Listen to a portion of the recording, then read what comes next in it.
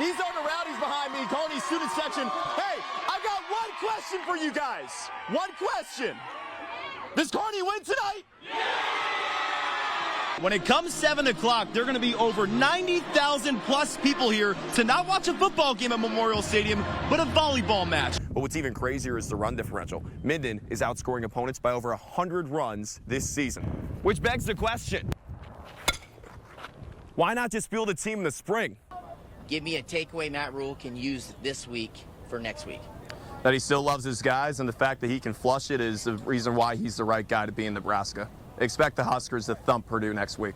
But whether it was playing duck, duck, goose, going bowling, or maybe even taking a selfie, the win makes this past Saturday even sweeter.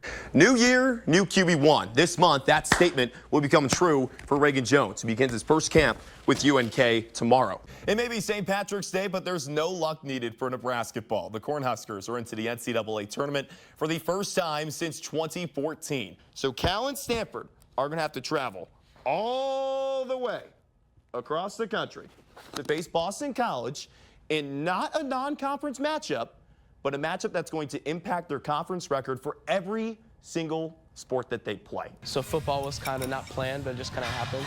And my sophomore year, my whole freshman year, I found out about the powerlifting team, and I joined. I just started putting the work in. I have a video of your first beginning, and it was quite comical to look at that now. He was like a 13-year-old freshman coming in, and then fast forward 2 years and he's setting 2 world records. Utter dominance from Hunter Christensen, who's grown and learned so much in just 12 months. But like at the end of the day, if you can show up to the gym and you can eat, but if you're not disciplined with it and you're not eating the right foods and if you're not working as hard as you can every day, you're not going to see any benefit. He knows a lot about what I know as a strength coach, and so I can bounce ideas off him sometimes too, of like different variations that we need to do, like different exercises. Hunter's a sophomore at Grand Island, playing football, throwing shot put and discus, but he does this as well. It's called powerlifting.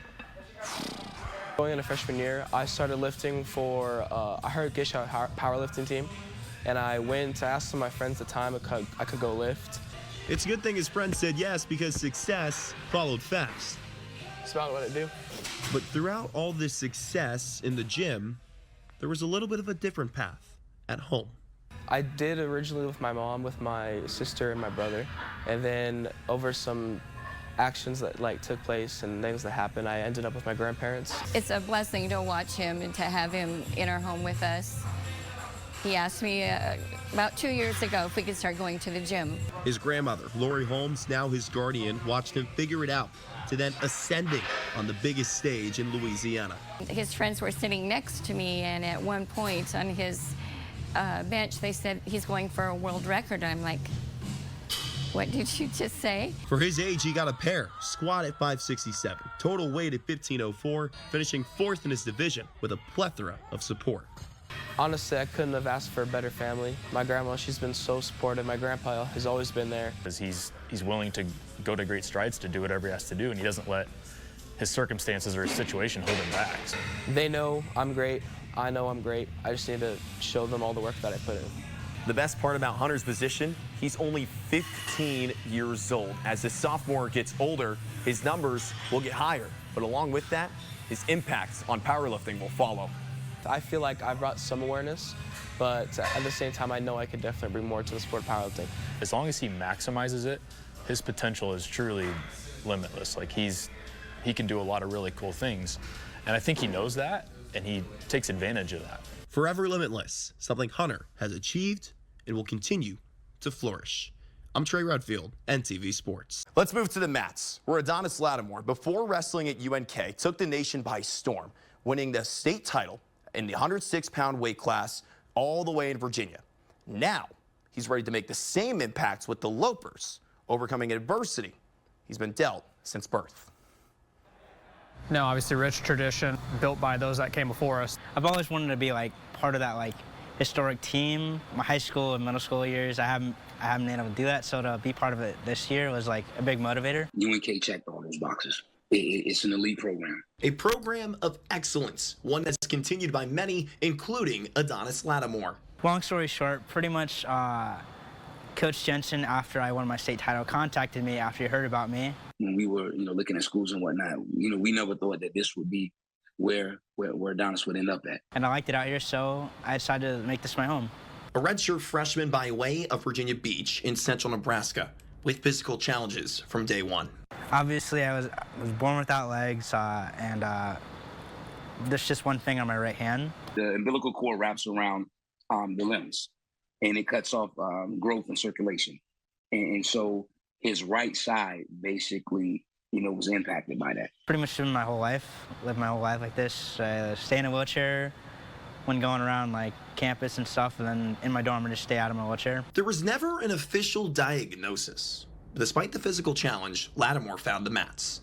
It was actually my dad that got me into wrestling, because apparently I brought a flyer back home from school one day. He loved the sport from day one. That was always the case. After that, he took me to the practice, and after that, it just kind of stuck. And from there's been no doubt. With different techniques came a state title, leading the road to Kearney, America. The support system surrounding him has been incredible, and that starts with his parents and even going to his high school wrestling coach, people that never doubted him for a minute. And that was one of the things that, him and I, Adonis and I, we always talk about. Like, hey, you want to be considered an elite guy. You want to be at the top of the food chain in this sport. Then if the opportunity presents itself, here it is.